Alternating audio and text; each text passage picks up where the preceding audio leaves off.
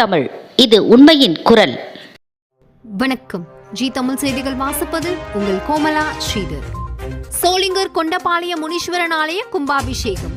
ராணிப்பேட்டை மாவட்டம் சோளிங்கர் கொண்டபாளையம் கிராமத்தில் அமைந்துள்ள அருள்மிகு ஸ்ரீ முனீஸ்வரர் சுவாமி திருக்கோவிலில் அஷ்டபந்தன மகா கும்பாபிஷேகம் வெகு விமர்சையாக நடைபெற்றது.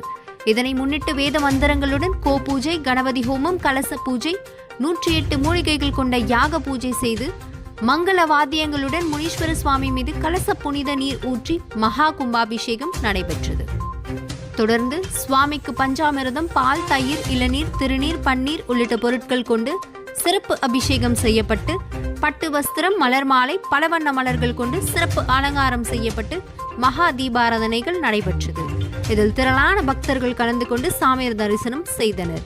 இந்நிகழ்ச்சியில் பக்தர்களுக்கு பிரசாதம் மற்றும் அன்னதானமும் வழங்கப்பட்டது.